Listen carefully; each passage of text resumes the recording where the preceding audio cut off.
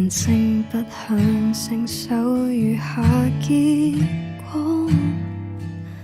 心裏太多委屈，再等整個宇宙來幫我，還是自己應找方法去作救助。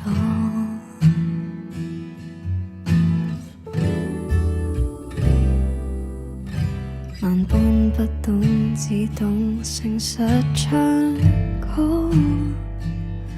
歌裏最相似於昨天的我，創造未來的我。未唱出的溫軟歌聲，已在時光內傳播，全盡意和呵護我，似無盡雙手撫摸。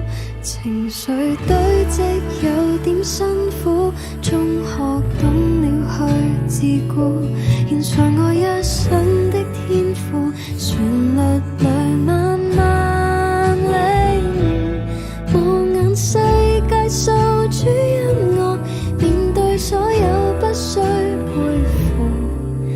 未來的歌，未來的歌，全是故事，無事。